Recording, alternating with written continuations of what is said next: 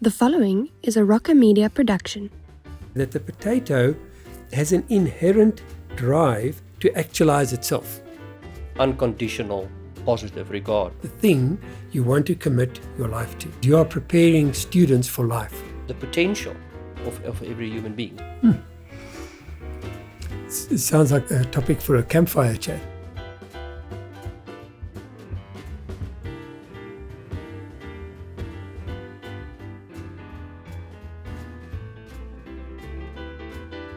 Welcome to our viewers.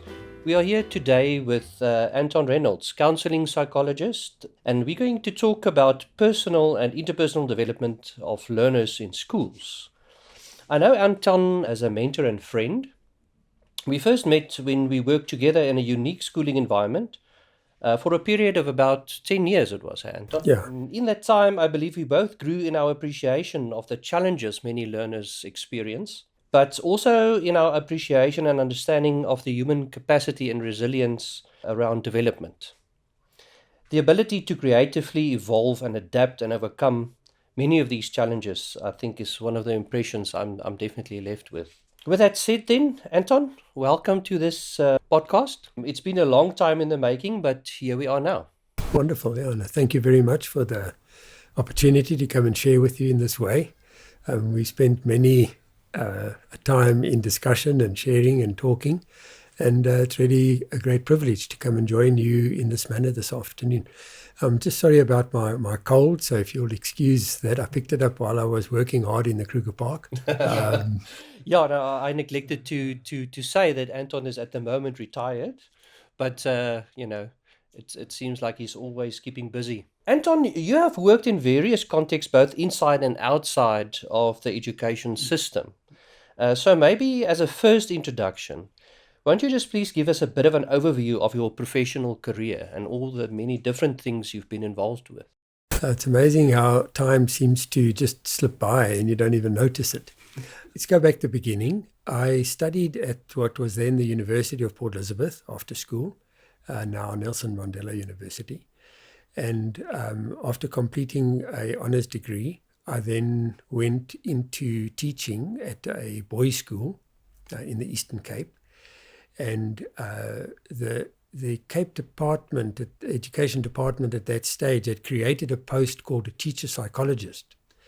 However, there was contention about the name as time went on. But I think the concept was an excellent one, and that is to provide a person whose specialist role in the school is to be there as a support to students in their academic, personal, social challenges that they face. So that was really interesting. I actually went back to the school that I had graduated from. And then I spent 7 years there and then moved on to a large co-ed school also in the Eastern Cape in East London.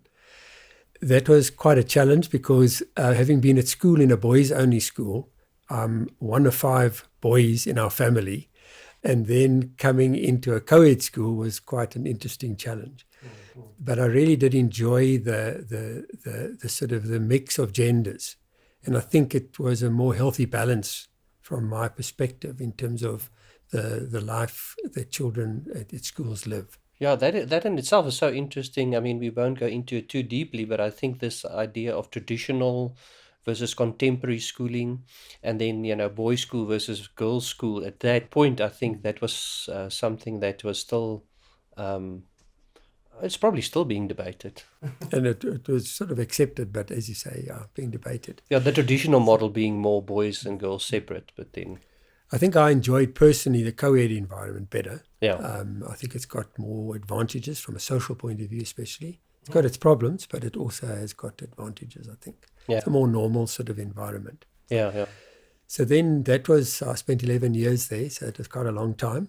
And then I moved on through invitation from friends to leave teaching, and I joined a business in Johannesburg as the human resources manager.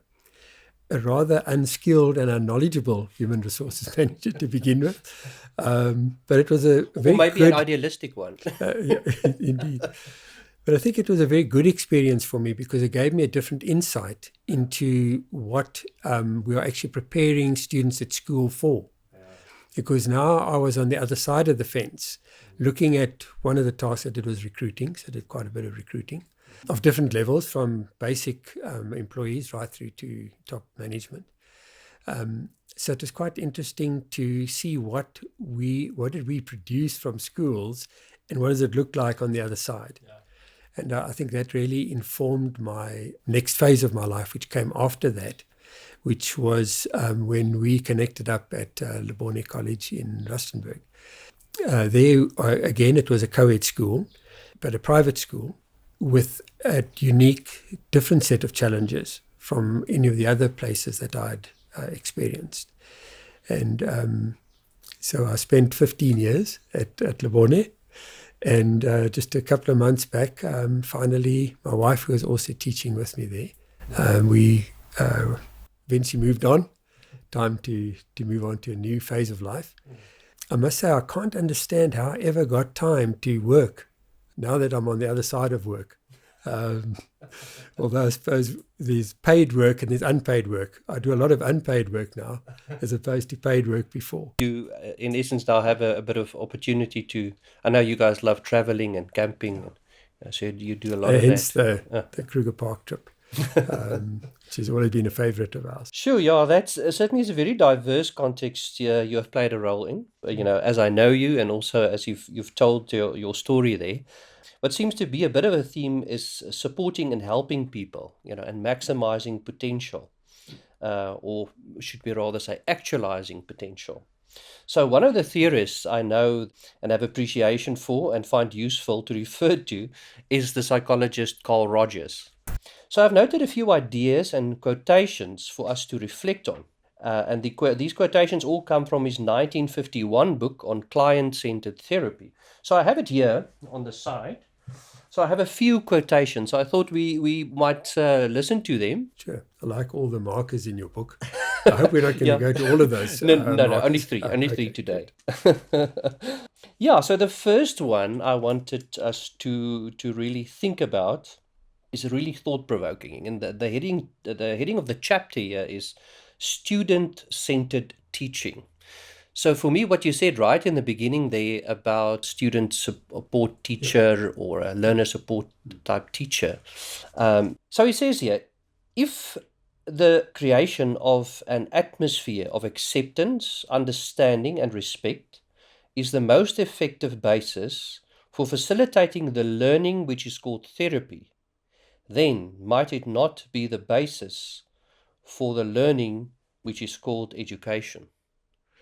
So he's very much making that link there between what goes on in therapy and what goes on in education, even though we know they are two different things. So that's, I'm so interested to hear some of your views on that, that sort of interplay and interface between the two, since I think you worked in that space a lot of the time. So the second one I want us to consider is then what could be considered some of the main tenets of Rogers' theory, although, I mean, it's quite comprehensive, so really it's difficult to put in a nutshell, but if there is one, this might be it.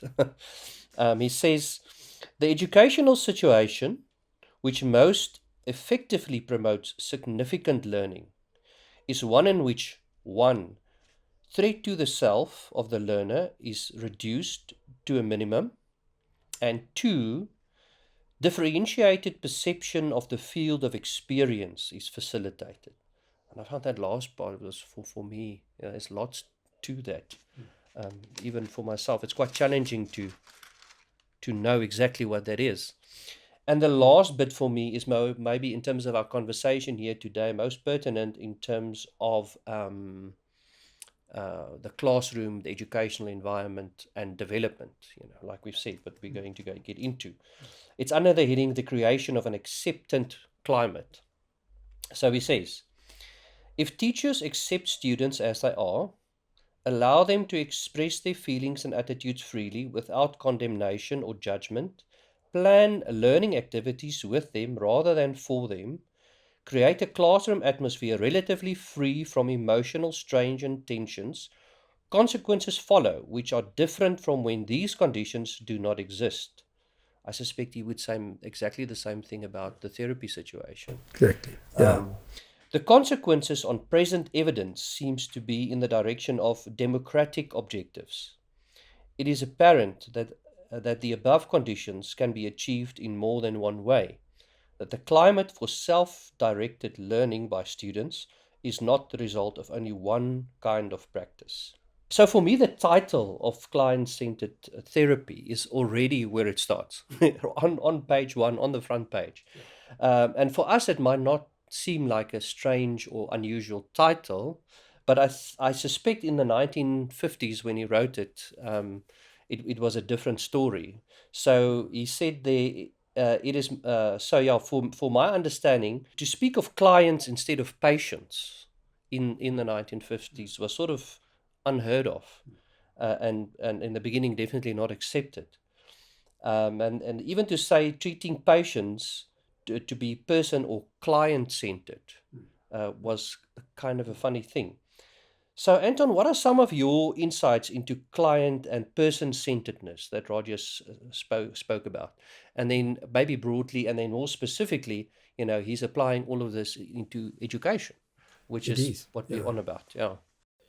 I think if you just step back a moment just to sort of get a sort of a global view of it. Yeah. In essence, I'm now doing injustice to both of these models, but in essence, the educational model is that you have this knowledgeable teacher with these unknowledgeable children, and he or she is now imparting information, knowledge, and skills to them.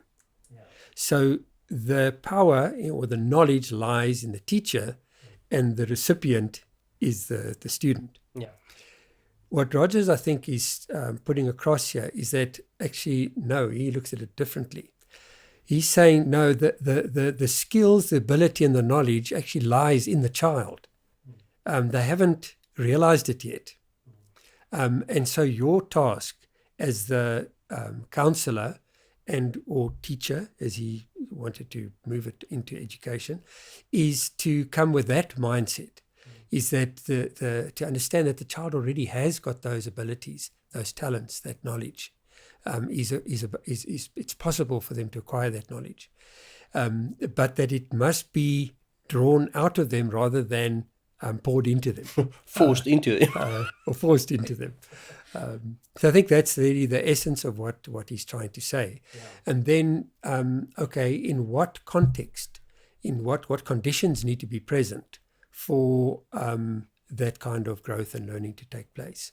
And that's where the practitioner's role becomes quite critical. And so in a counseling environment, he would say you need to create those three key things. The understanding, the showing understanding to the student or the client, showing acceptance. In other words, it doesn't matter who you are, what you are accepted. And then thirdly, the respect, showing respect for the individual, for their ideas, for who they are. Yeah. As opposed to, I think sometimes in education, the respect factor is, I've got the knowledge, you must respect me, you don't have the knowledge, listen. Yeah. And so the respect is that the individual has those capacities. Your task is to help them to discover them and to grow into them. So I think that was the essence. The other key factor that he mentions, and we'll maybe touch on this again a bit later, is the mindset of the practitioner. So being the counselor or the teacher should be one of what he called unconditional positive regard. In other words, I don't place conditions on your presence with me, and I have a positive regard for you. I regard you positively no matter who or what you are. Now, in teaching, that can be sometimes difficult because, as you know, students may be pretty difficult for you to have a positive view towards them. But I found in my own teaching, because I also did a lot of teaching, is that if you just persisted with that, eventually it wins, because it's a much more powerful force than a aggressive, belligerent, forceful kind of way of approaching students. I suppose you can be forceful and sort of make people listen if you like, if you think it'll be effective. and certainly maybe in some contexts, although I'll be hard pressed to find some, students might begrudgingly step back and say, okay, fine, look, we will listen. But then how much of that would be ultimately effective and education in the end of the day, or educative? I think much of what will be going on is them just keeping the teacher happy or pleased, or trying to not evoke conflict, instead of honestly, authentically engaging with whatever the material is. For me, there's also an element of purpose here, because but I think for both, I think we are correct in saying that authentic respect, unconditional positive regard, as Rogers calls it, is really important. Maybe given the whole idea of education again, the teacher role and the learner role, having respect for learners as learners. But in some sort of previous conversations, I've also alluded to, it's interesting that we would call them learners now. Whilst I don't really have a problem with it, that's what they do. They're there to to learn. I grew up being called a child. Teachers spoke about children. Yes. We were children, yes. And we were respected as such. And maybe it was a different time, and it's an interesting sort of journey that education has come through as well. But definitely acknowledging the fact that we are young human beings in the making, sort of, is what I want to call it. Yeah, definitely. I think there's a whole lot now that flows from that basic foundation. Yes. In other words, that's why a discussion like this would be quite good with an audience where prospective teachers could now pose questions related to that foundational principle. Yeah. As to, okay, how does that work practically in this situation, or with this context, or if this thing happens? So that would be quite a rich discussion. But I think the point that I want to make, and from my own experience, is that when you are persistent in those three values, the first the three conditions, and then the unconditional positive regard, in the end, you as the educator can really achieve amazing things with students. The fact that there's a lovely story told about Thomas Edison, that he came back from school one day as a little boy. He was a famous American inventor, invented the electric lights that we've got around us to start with. And he brought a letter home from the teacher, and the mother read the letter, and she said to him, "Oh, the teacher says that you are too intelligent at the school for them to teach. Won't she please keep you at home and do home teaching with you?" And so she did. So she had to now, of course, study and become a teacher. But she always encouraged him now to achieve his obvious potential that she saw in him. And he became, as we know, famous inventor of many things. The recording devices also that are the basis of what we're doing today. And when he eventually died, when his mother eventually died, he found in her Bible this letter. And so after the funeral, when he was packing up, and he'd never ever seen this letter, and he opened the letter, and the letter said, "We just want to inform you that your child is not mentally capable of being able to continue at the school. Please take him out." Sure. Okay. And so there, I think, is a lovely illustration of the fact that with that sense of positive expectation from children, even when they're behaving poorly, I don't accept that poor behavior. I know you can be better. And it's that, I think it's that mental, that mindset from a teacher, which I think is critical, as opposed to judgmental mindset. Yeah, for me, another psychologist, which we won't go too deeply into, but speaking about hope, sort of a fundamental hope that even from when the child is little, if they experience this basic hope in the world, the world is basically can be a positive place, can be a better place, and maybe from that onward, or I think it's called basic trust from Erik Erikson, basic trust. Yes. Yeah. Or for me, in my mind, I equate it with fundamental hope So the baby experiences a hopeful world, that the world can be better. And so for me, maybe then what we need to think about is, since we're going to talk about personal and interpersonal development of learners, maybe more towards the later stages of their life, maybe, let's say 14 onward, it's a continuation of that process. Yeah. Yeah, so I think we can definitely reflect on how that might play a role. I think the key point there is that so these conditions need to be in place for the other process to take place, which Roger saw as like an inherent drive within each person. And that is the drive to self-actualization. Yes. And, okay, there's a lot, to about that unpack there, in but that. just to try and keep it brief. So self-actualization would be the actualizing, the emerging of your inherent talents and your potential. Yes. And so for those to emerge, you need the right conditions. Yeah. And Rogers told, I don't know if can't remember now if he tells it in his book, but in a old black and white film I saw many years ago when I was studying of Rogers talking, he tells this lovely story about a potato. Yes. And so when he was a child, he grew up on a farm in a rural area. And they grew potatoes, and they would harvest them at the end of the season and then put them into the basement for the winter. So they had to last throughout the winter, and they had to be kept in a dark space because otherwise they would try to germinate. Yes. And he tells the story of once in the early spring, he arrives, goes down in the basement, and he suddenly has a look and he sees, he has this long sort of thread of a little plant growing.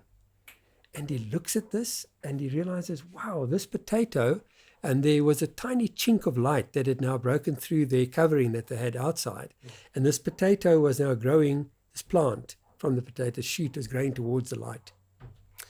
And so what he sort of used that as an illustration to say that the potato has an inherent drive to actualize itself, to become a potato. Yes. That grows and produces more potatoes. Almost analogous of the whole seed idea. It becomes the producer of more potatoes. Yeah. And so us as humans also have within us these potentials. And if we have the right conditions, then we will grow healthily. But even with poor conditions, there's still this drive to try and get to achieve my potential, even if it's a bit thin and worn and doesn't look that good. Yeah.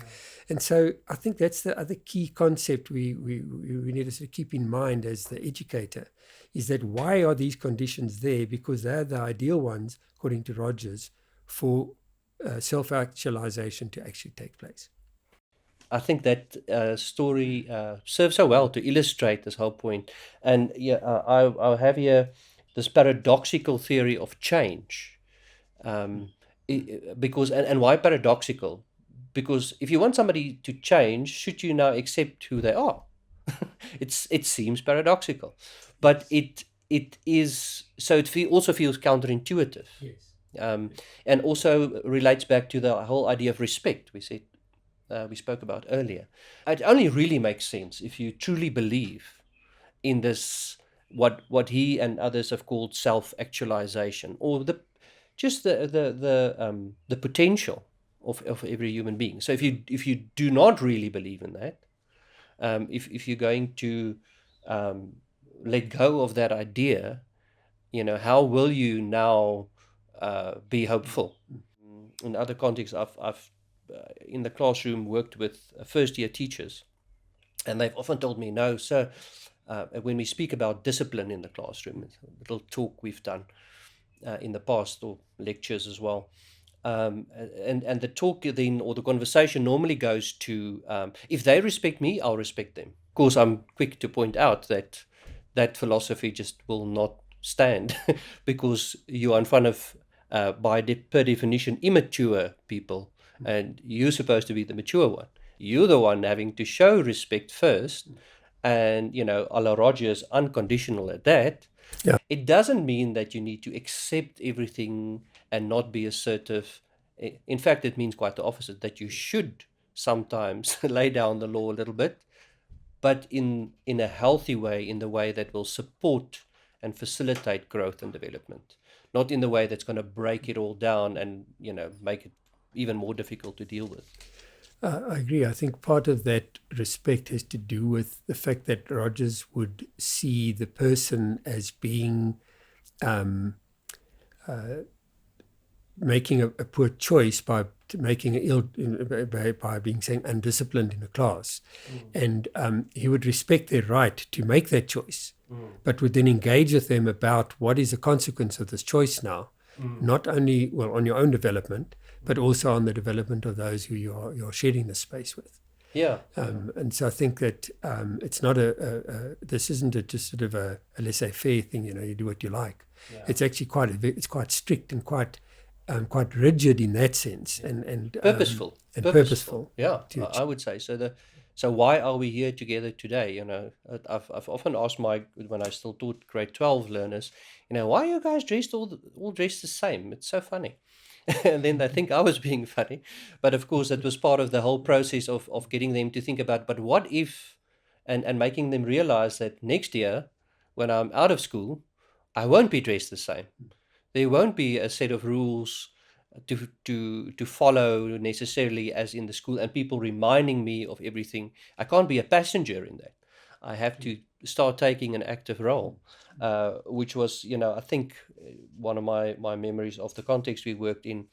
We sometimes had that problem with some learners not taking enough responsibility for planning their futures, for growing and developing, or not, even though, or just paying lip service, not really engaging enough so it changes the behavior and the actions needed to take yourself forward. Yeah.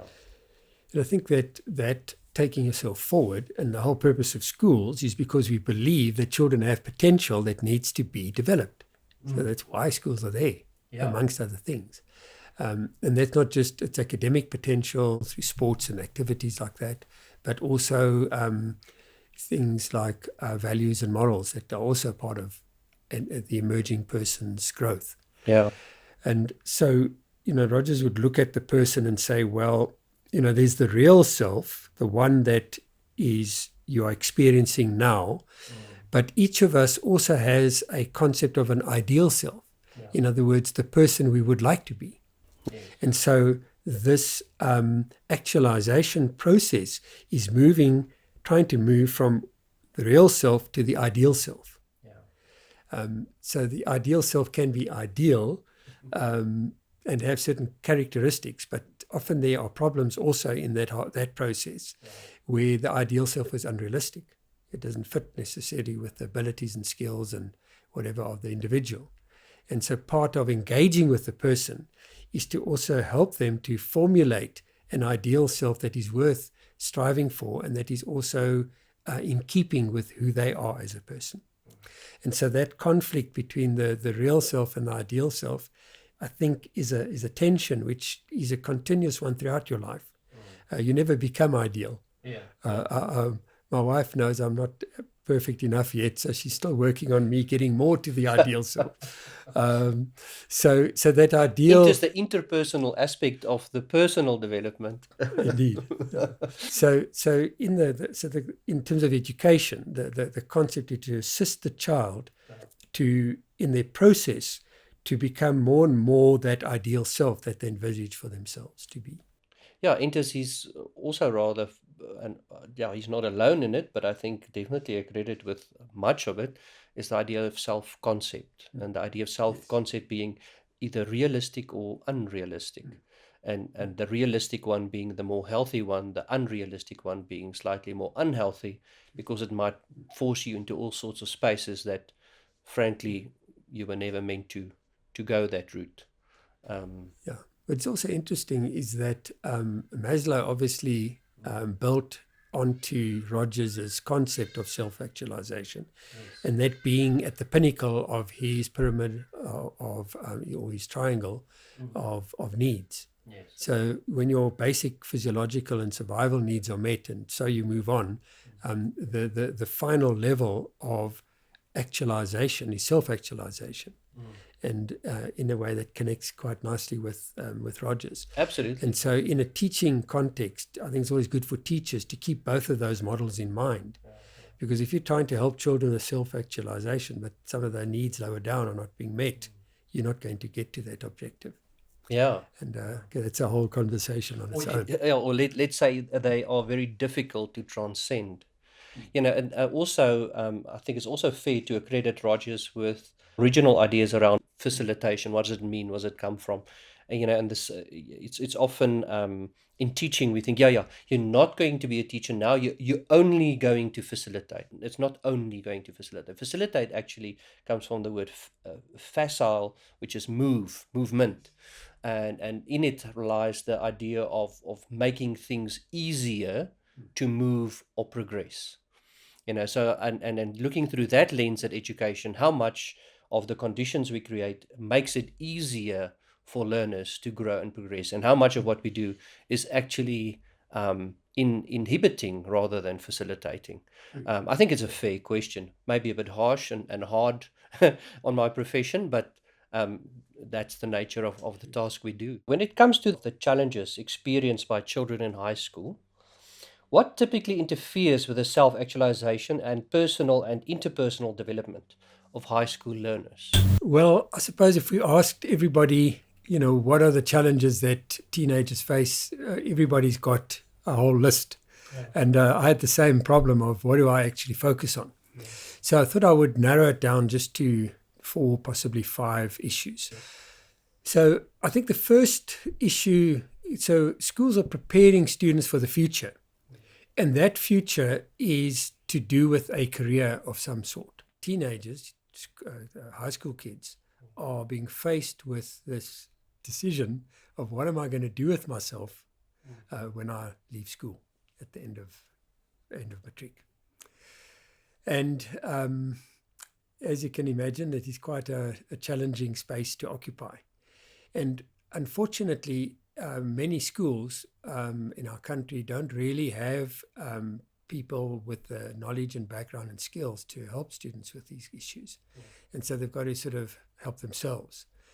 As I had in my experience working in rural schools, where students would have no knowledgeable person they could turn to at all. So it is. So that to me is the first of the challenges. Mm-hmm. And so the first challenge is getting to know myself. Who am I? Who is this person looking at me out of the mirror? And what is this person going to do with what they are and who they are? And so the issue of accurate or good self-knowledge is a key factor in terms of being able to come to a careers decision or a careers path that you want to follow by the time you've finished with school. Added to that, the extra challenge is the fact that there's the world of work. And that in itself is a hugely complex field. As we know, for many of our students at schools now, the kind of work they're going to do doesn't actually exist yet. Yeah. It'll only come into existence sometime in the future. And they will need to prepare, so we're trying to prepare students for a future we actually don't even know what it's going to look like. A future we don't know, and they don't. And they don't know. So it's almost like taking a shot in the dark. Oh. But I think the key point here is to assist the child to get to know themselves as best as possible, and then secondly to assist them in getting to know, firstly, what is, if you're going to study or you're going to work first, so that's a call they have to make, and that depends on all sorts of factors. Opportunity. In terms of resources, money, etc., etc. And so the cost of tertiary education, for example, those sort of things have to be investigated, how to fund it, what kind of funding is there. You have, for example, state funding, NSFAS funding, National Student Financial Aid Scheme, how to access it. So there's quite a lot that is a challenge there for students. So on the one hand, actually, what's interesting about that, sorry for interjecting, but it's very, very fascinating what you're saying there, is on the one hand, the skill set for that seems almost quite obvious. On the other hand, definitely in my experience, very few students and or parents really know the detail of what it takes once they really start engaging. And that's if they engage in it. True. And so the problem that many of the teachers coming out of your program, for them, especially being allo teachers, the expectation is, And this is squarely in the realm of being an allo teacher for EVT. you must now be the expert on careers. And so unfortunately, that's the expectation. One. Number two is, I would say that, and I'll come to that a bit later as well when we talk about, okay, how do you prepare for these kind of challenges? But teachers need to also be knowledgeable and to make themselves knowledgeable about what is possible, particularly from a careers point of view, and in particular about where students can study and what they can study after school. Yeah, certainly in my experience, having done that for a little bit, quite a significant part of my career in high school as a life orientation teacher, is it takes a bit more preparation than you would expect. Definitely more so than for let's say a more stock standard lesson.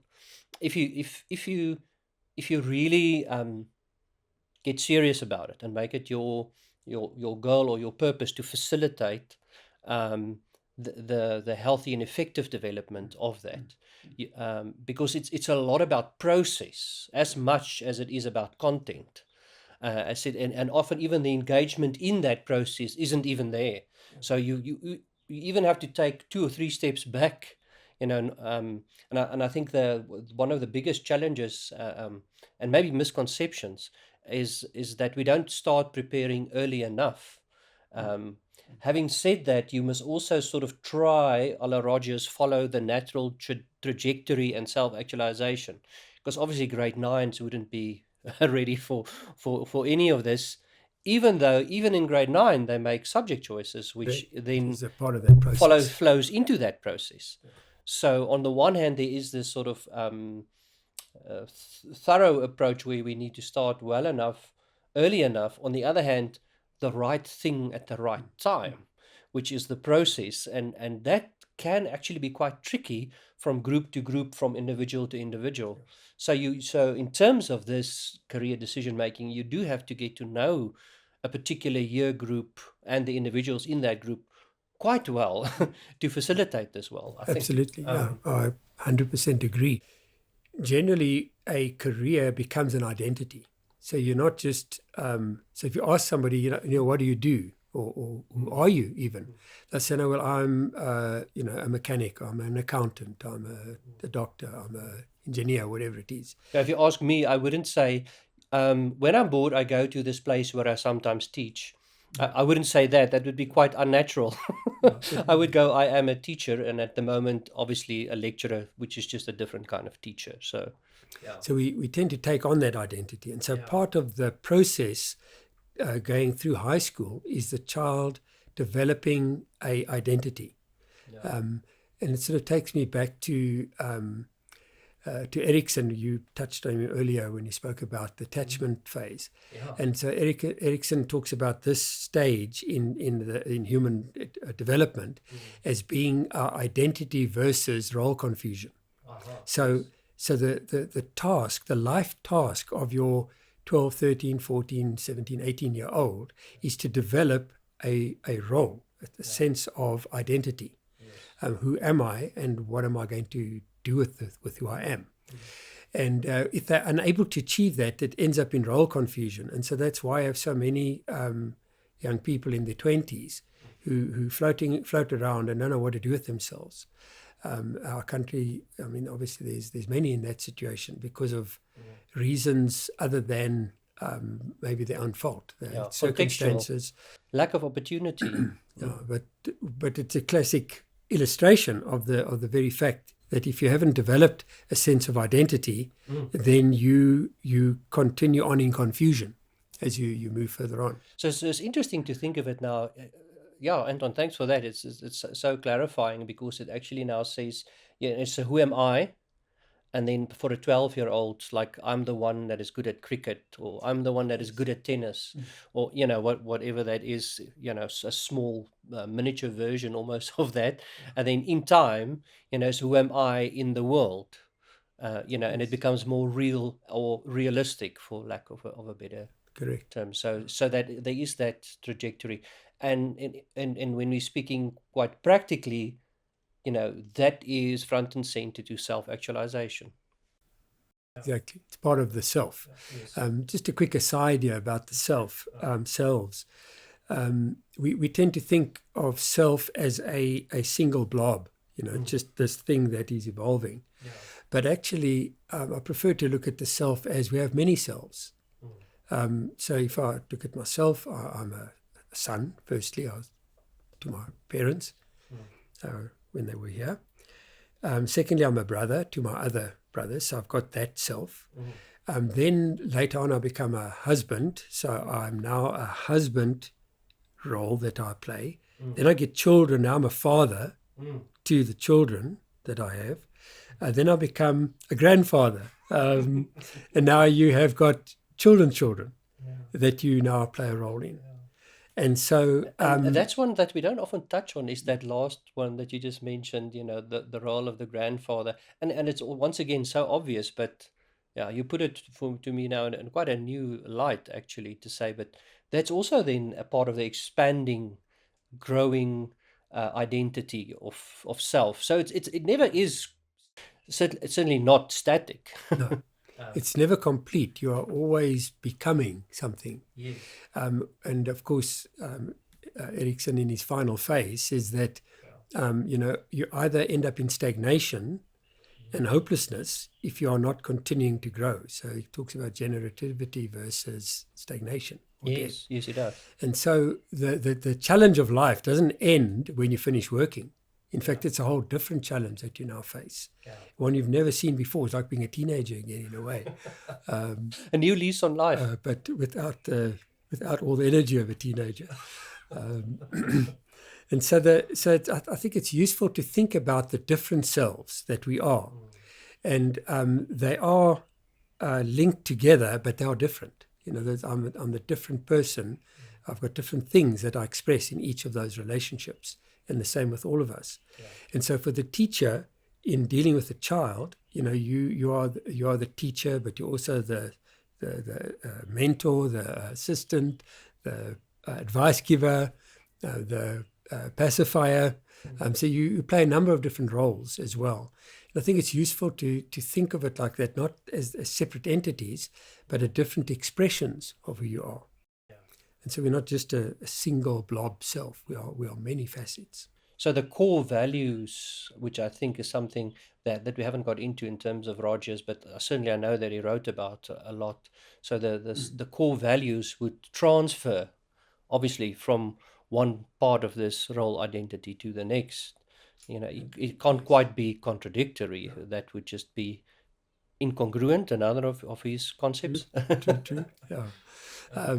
So the in terms of the student's challenge in high school, yes, is to find, who am I? Who is this person? Yeah. And that is a search that can be assisted. The teacher can assist, the family assist, the peers assist. Everybody plays a role in that development.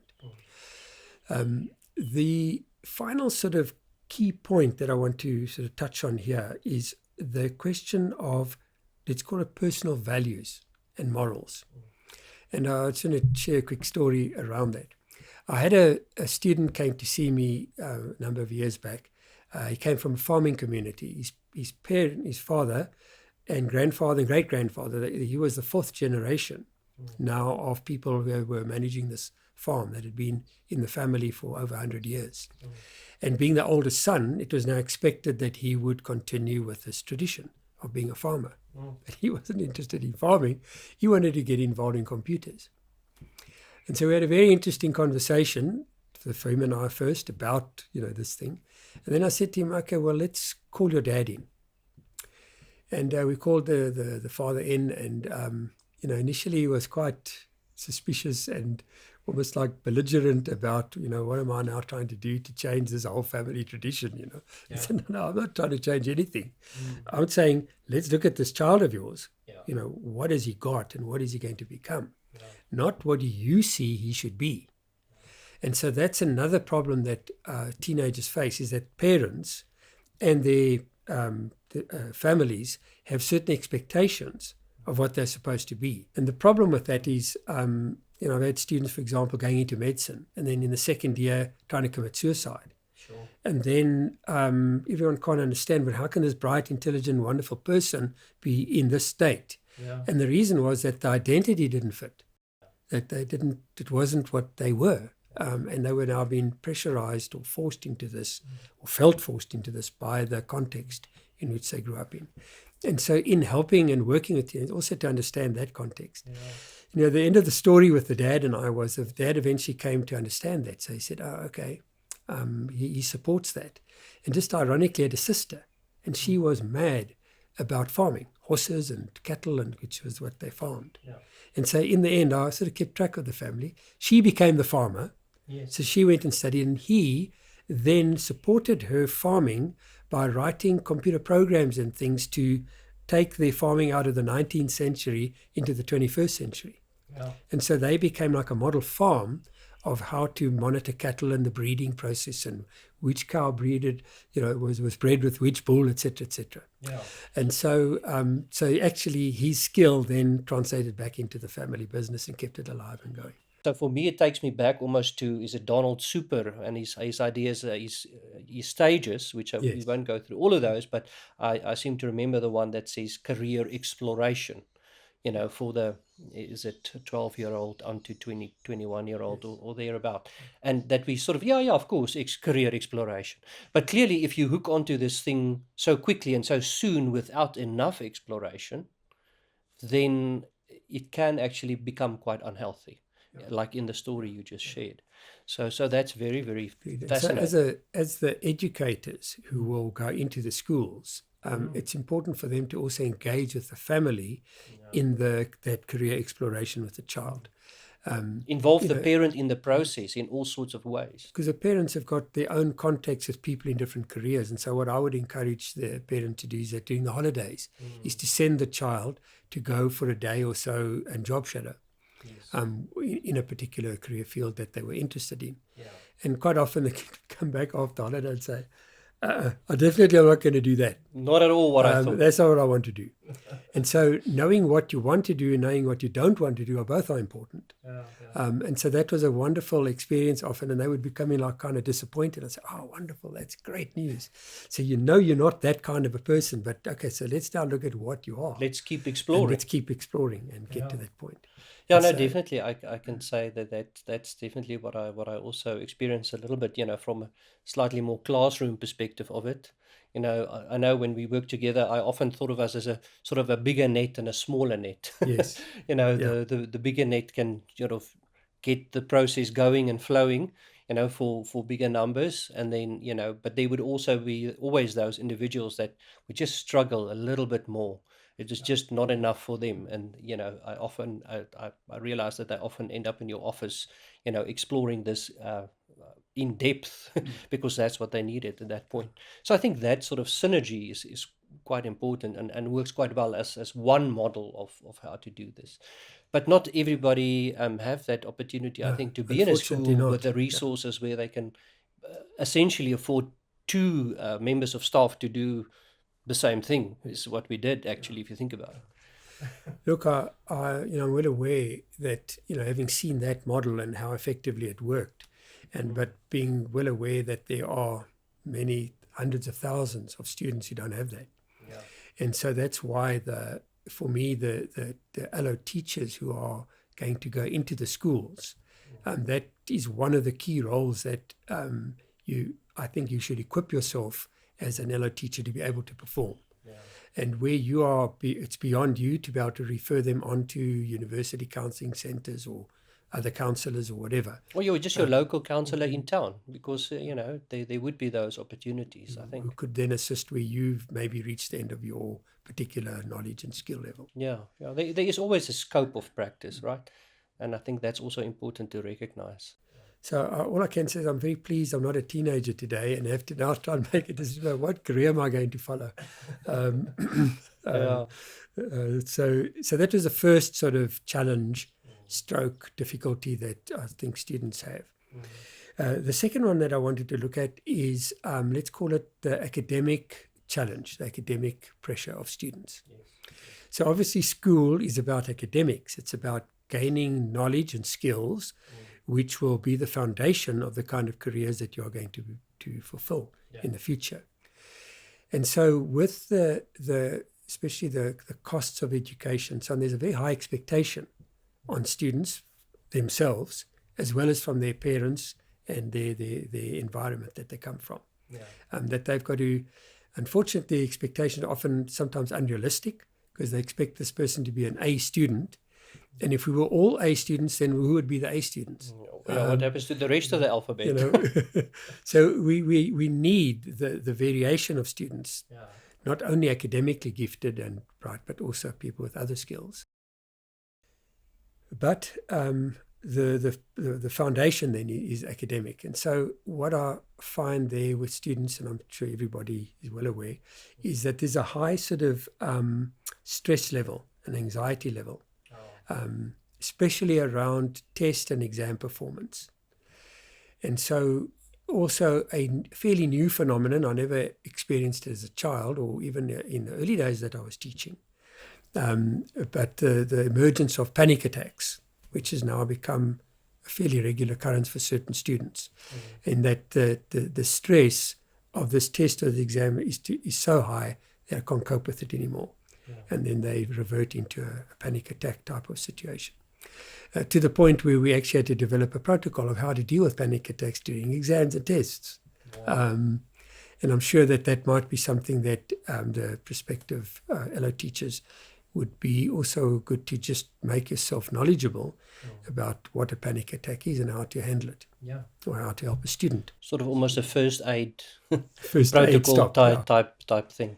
So that is, of course, a massive issue. And so students at school are really under immense pressure to perform. Things like trying to get bursaries, etc., for studying is another sort of factor that drives this tension and this anxiety.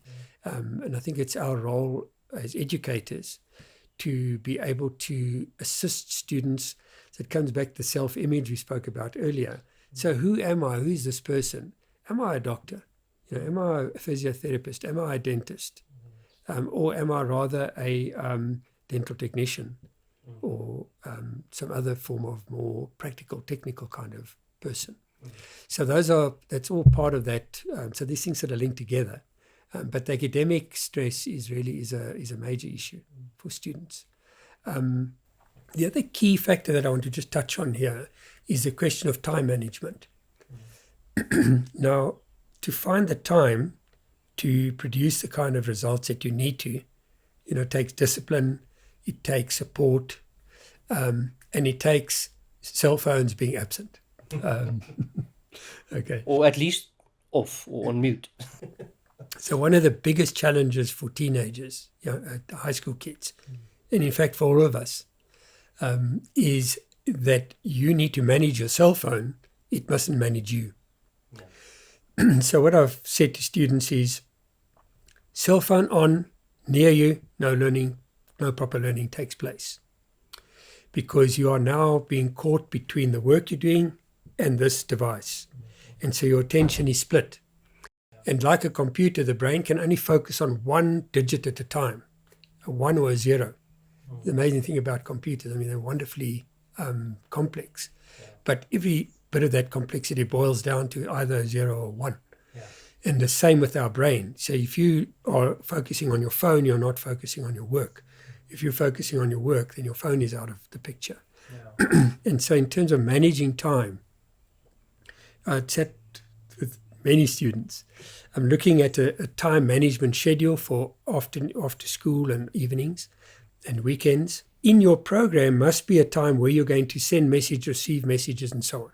You can't just totally ignore this thing, because then becomes the other problems that result from that. And so what I would suggest to families is that when their kids come home from school, there's a shelf, and they can even make a nice little pouch for their phone if they want to. The phone will go onto the shelf.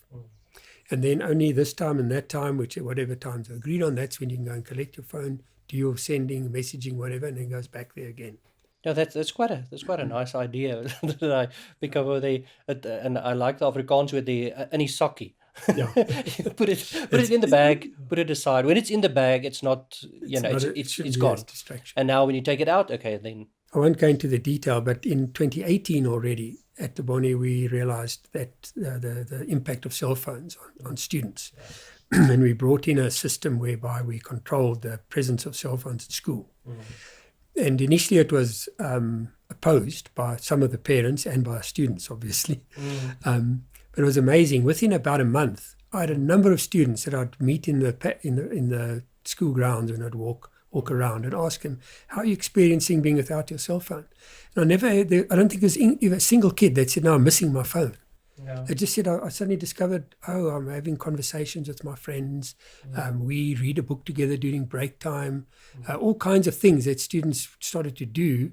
And it's interesting that just now, about a week or two ago, the Australian government has brought in a rule that students under 16 are not allowed to have smartphones.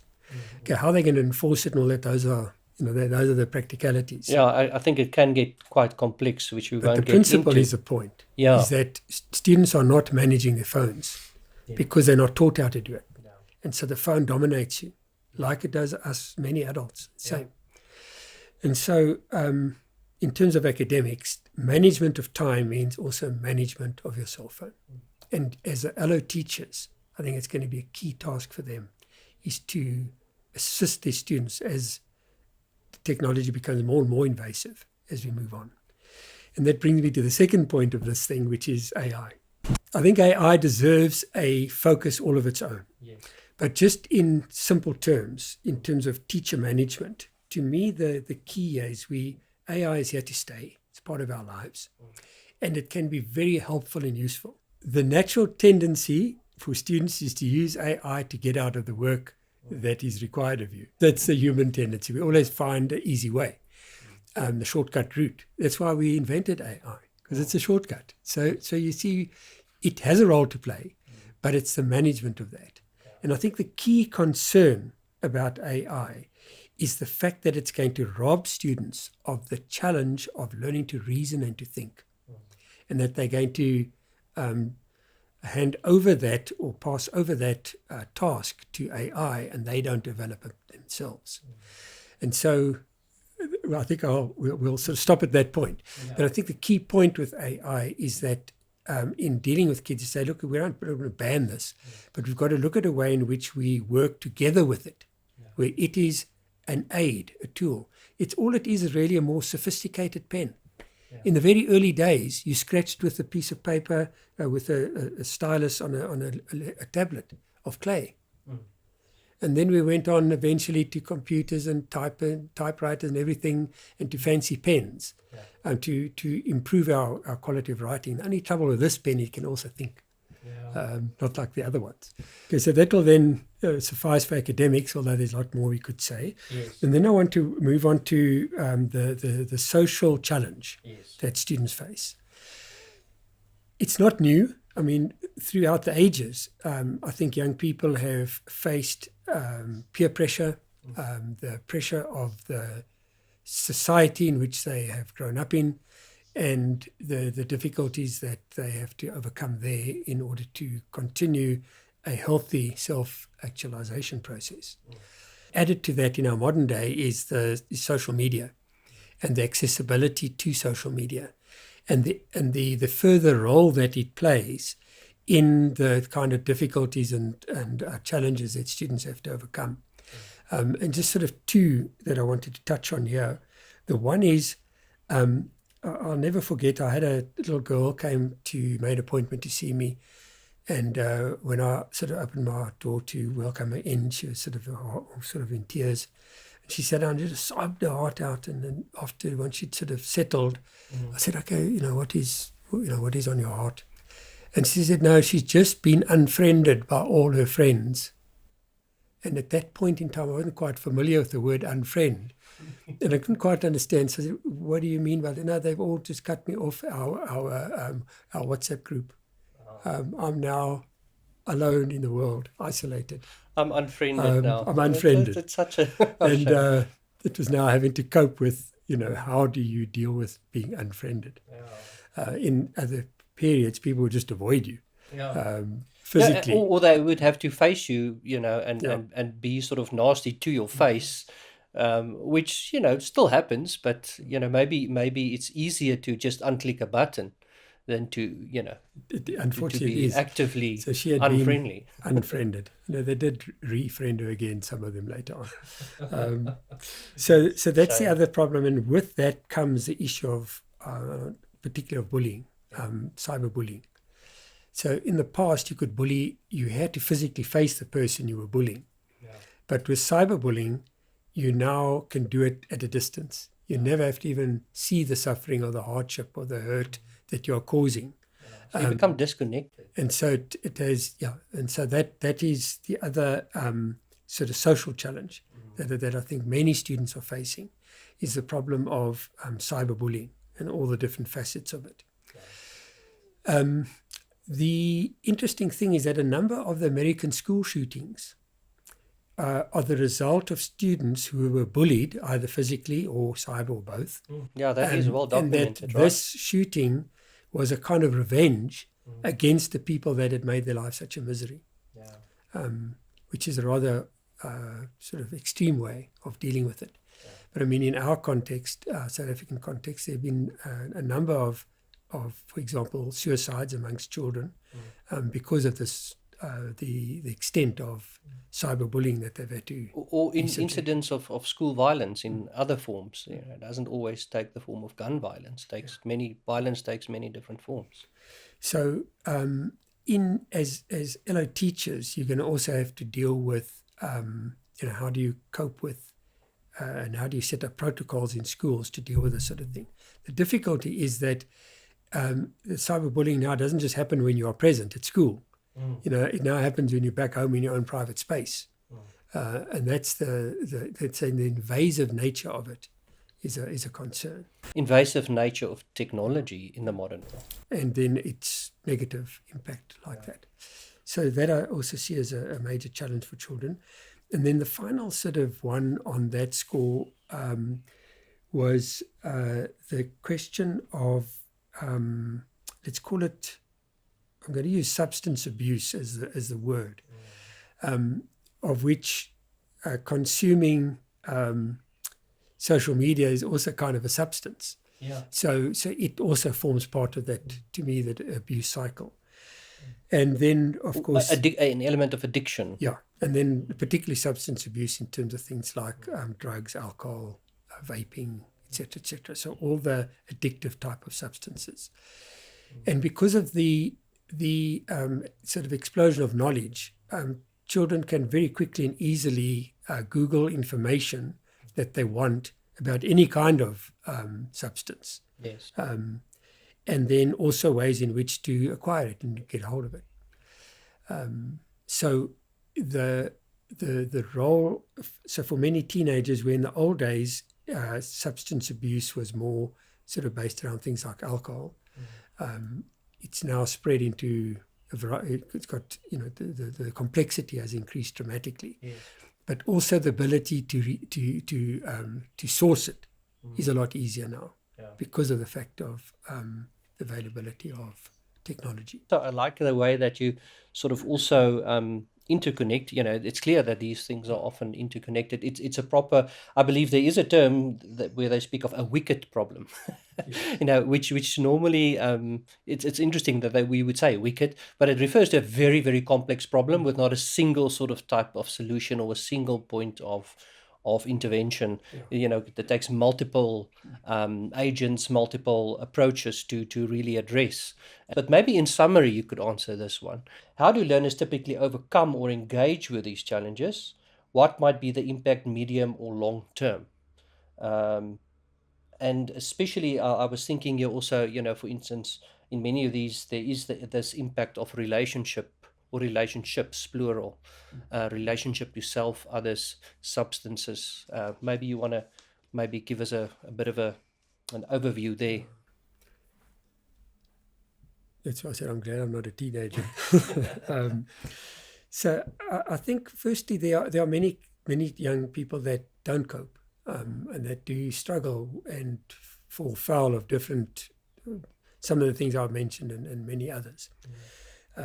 But there are also a large number that do. And I think the coping usually is because of one or more of the following kinds of things. Number one is peer support. In other words, is finding a group of friends who are uplifting rather than pulling you down. Yes.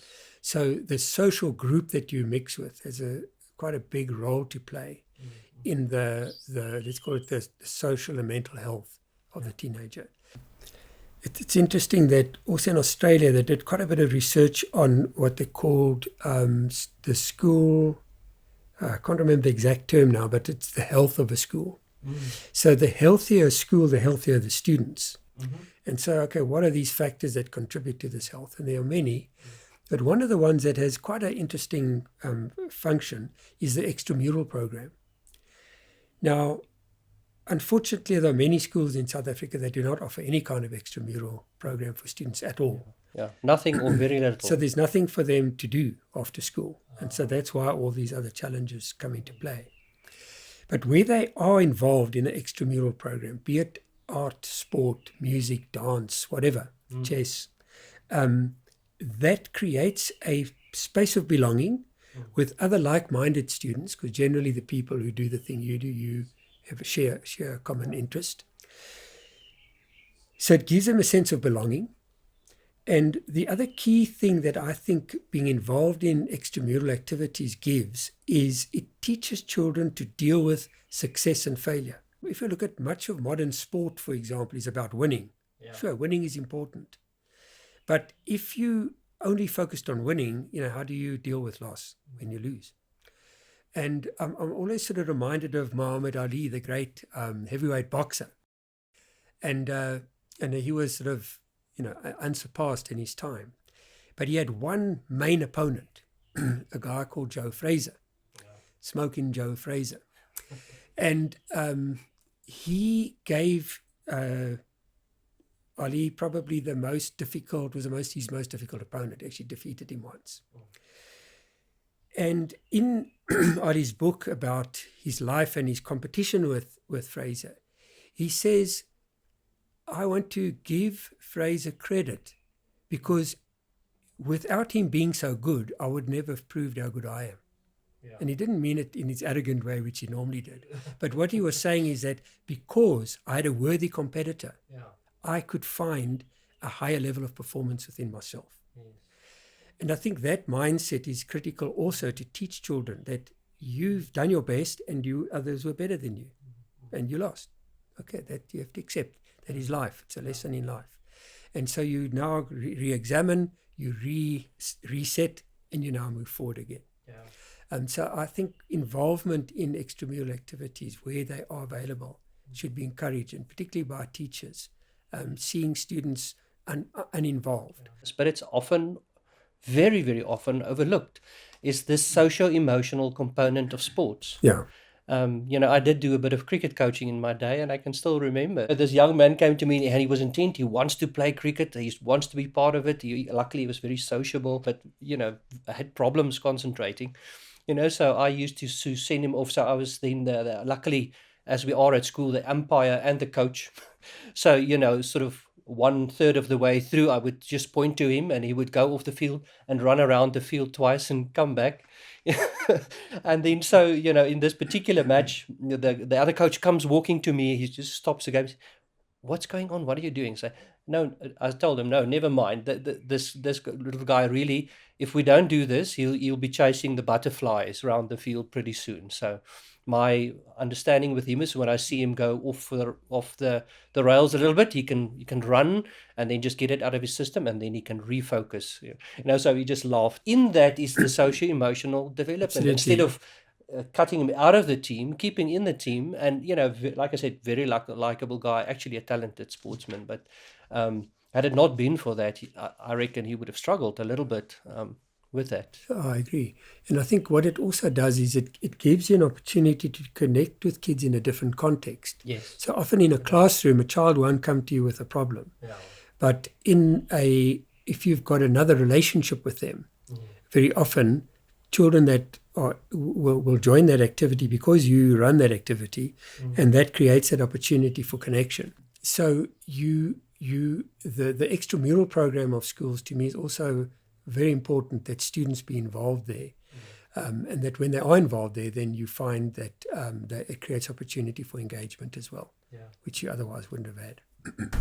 Anton, thank you. So that it's a pity that we can't. There's so many stories to tell. Like we said, it's been a long time in the making. I have a third question, and then we'll close it out. What are the changes and development you believe needs to happen in our South African schooling system, but maybe even the world over, to better serve our communities of learners and maybe even the parents? Next question. Okay.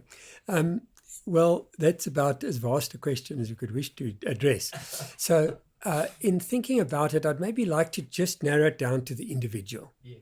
A report I read a while back, it was actually a survey done by a number of Stellenbosch academics for educational thinking going forward. Yeah. And they looked at various aspects of South African education. Where can it be improved? Mm-hmm. And so the one that I want to focus on was the obviously teacher improvement, because you are the only person you can work with. Yeah. So somebody's got to carry the can. So the system changes that are needed, I'm not going to delve into those. Yeah. And what they found, that there are two things that they said teachers need to focus on for improvement. The one was what they call teacher effort. They just said in the survey of South African teachers, there's not enough effort put into teaching, into anything involved with teaching. Now, that isn't true of everybody, obviously. There are, as we have experienced in my own life, in the schools that I've been involved in and others, there are people who give their lives to teaching. But sadly, for there's a large number that teacher effort is not present. Yeah. And I found that rather an interesting observation, that their research had shown that teacher effort needs to be concentrated on. And so the issue is, okay, so what is teacher effort and how do you address that? So I'm going to maybe approach it from this point of view. One of the questions I'll ask, okay, so why do you feel that career is something you want to do? Okay, and we would that would be the start of a conversation. And so my sort of challenge to student teachers present is, so why are you going into teaching? Why is that the thing you want to commit your life to? Because you're making an identity decision, but you're also making a life decision. And if you're going to do that, how well do you want to do that? Okay. How well do you want to actualize yourself within that role? Yes. Do you want to just be mediocre, drifting along, kind of just staying out of trouble type of teacher? And it's interesting your phrasing here, Sal. How well do you want to do it? That word "want" is a very interesting. So it comes back to that concept. Intentionality, everything is implied there. And engagement. Absolutely. And as well as the thing we've often discussed about internal locus of control. There we go. So the key issue about effort is about what comes from within my own heart, my own mind, my own strength, my own energy. There's also external locuses of control that affect teacher performance. Yeah, that has to be acknowledged. Which I'm not discounting them, but what I want to start with is you as the individual, me as the individual. And if you have that motivation sorted out for yourself, and you know why you're doing what you want to do, and you are going to push ahead to do that with all your heart and all your mind and all your strength, then that is a worthy goal and a worthy thing to do. Because without that internal push, you are going to be crushed by the external factors that will count against that. Just one example. We had a student teacher once. I had a student teacher who had qualified and then went in to do practice teaching at a school. And I'd kept contact with the student, after she had left the school I was at. And she then went into the school with all this sort of challenge to now really try and make a difference. And about 2 weeks into the process, she sent me a text message, very disheartened. And the disheartening was because the other older teachers were now threatened by this youngster coming in with all these new ideas and said, no, that's not how we do that. Yeah, we do it like this. We do it like that. We don't do it like that. Actually so sad, no? And that was really, really sad to me. So the system crushed her spirit. And so I took her back to this. I said, why did you become a teacher? So you've got to either rise above that or find a place that will complement your particular motivation. And so the first point about how do we change things is how do you yourself make the change? So the question is, how will this school be a better place because you are there? That's so important, and I've had this question from young teachers as well. How do I choose a school? And I think I would venture to say exactly in the way that you've just explained. I would often, my way of talking about it would be to say that, don't choose a school, choose a headmaster. And what do I mean by that? Yeah, and spare a thought for the poor headmaster, right? But I think in many ways they do represent much of the ethos of the school. If in speaking to them for an hour or so, if you can have their time, you listen to it and you go, it doesn't sound like me, then probably that's already your first point of call to know where you need to go. Because if they are dedicated and all the good things we've been speaking about and engaged, they would definitely reflect some of that, and you would pick up on that. And then I think, you also get a sense of how the team is managed, how the team might be that you're going to work with. So I think that's a very important judgment call, professional career judgment call on your side. And I can see why young teachers struggle with this. It is a tough thing. It's a massive thing because you've got this whole system geared against you. Yeah. And I think that while you can try and do your homework to find a suitable space, if you don't, then it's a matter of looking for recruits. In other words, who will stand with you in this challenge that you have, rather than just throwing up your hands and saying, "Oh well, I can't do this. It's too much for me." The world's a tough place. It's not easy to survive. It's like you say, it's that Gandhi thing, it starts with me. What do? Don't do it for others, do it because you believe in it. And you do it as well as you can, while still acknowledging that it happens within a context, and sometimes the best advice would be to change context. I've certainly done it in my career, in my 25 years career. I've had to do that. Luckily not too many times, but I've had to. True. Yeah. So the second and final one, because otherwise we could go on forever, is what they called teacher content knowledge. So they said the problem with the poor education in many schools is teachers don't know. They don't know stuff. Yeah. They don't know the subject content. They don't know about educational skills and tasks and techniques and things like that. And so the focus there would be to then, the point is to gain that knowledge. And there it comes back to that self-knowledge. So you as a young aspiring teacher going into a school, what is it that you don't know? And sometimes you only discover that when you're there. You think you know a lot and you discover, well, actually, I don't know this, don't know that. So as you discover things you don't know, to then address that. And not just say, oh, well, I'm not going to bother about that and give it up and let it go, but to continue to develop and to build your skills. Yeah, so I would definitely say, but maybe I'm a bit biased, but pedagogical content knowledge, I would say, is key, as well as the content of the actual subject, whatever the context of your teaching might be, whether it be geography, English, whatever. You need command of that vocabulary and language. One of my pet things to preach about also, and the same for allo teachers, which I think is often overlooked and neglected by I don't know if it's the system or the allo teachers themselves, or maybe there's a lot of assumptions around life orientation, but I would say the very same thing would apply to allo teachers. No, because it's got its own methodology and pedagogy that you need to, unique pedagogy at that, to command and understand, but also your content knowledge of things like self-concept. I know we all have a general notion of what it means, but no, do you really know the definition of it when you teach it? Very important. Yeah, I can't agree with you more. You know, the often the sort of the reason why LO is looked down upon is one of the reasons is because it's not an examinable subject. You know, that you don't write a matric exam in it like you do in maths and science and English. Yeah, not in the conventional sense, no. What people don't realize is that you write a much more important exam, and that's the examination of life. And that lives with you. And those lessons and skills that you learn from LO are the ones you take with you into your life. You will forget your maths.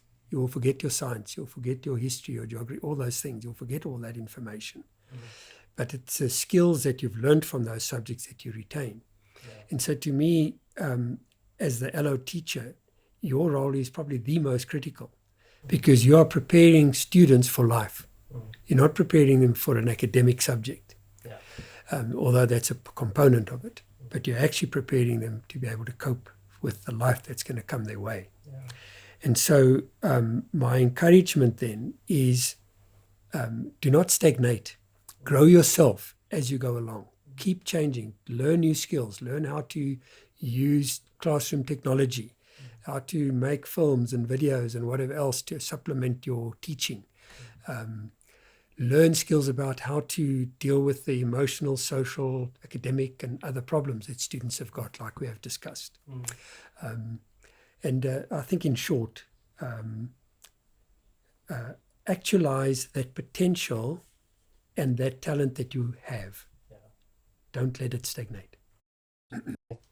Anton, I think that's a really nice place to sort of close off. I think we've been working towards this point. I think in many ways we've already answered this in our conversation quite naturally. But, just as a closing little bit for us, reflecting on your career in education and counselling, and separately and together, it seems, the way that we've analysed it. What impressions, ideas, or experiences stand out for you the most? And maybe in that, what advice would you give to young teachers and educational practitioners in the field? It sounds like a topic for a campfire chat, around a fire in the Kruger, for example. I think just to try and give a short answer to it, I think the thing that I've appreciated the most is the thousands of people that have shared their innermost lives with me, mostly on a one-to-one basis.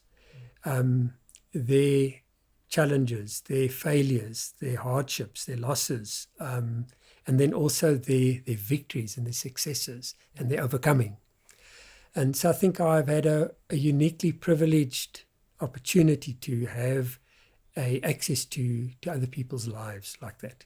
And that I'm always grateful for people having the confidence to share that and to enrich my life because of that. So I think that's possibly the key sort of takeaway that I have. I think I'll leave it at that. Anton, so from my side then, thank you so much for coming along today. In this situation for me, I definitely take off my teacher's hat and I become a student again and a learner. So thank you so much for sharing all of this with me, sharing some of your inside out, some of your inner life with me, and in this podcast for others to learn from. And also, it's such a privilege always to be able to do that. Um, I take away. I only have fond memories of our previous interaction, and this one will definitely become a shining example in that collection of interaction. So, with that, thank you so much for Thank you. Thank you coming for today. affording me the privilege of being able to share your time again. It's only a pleasure. Thank you so much.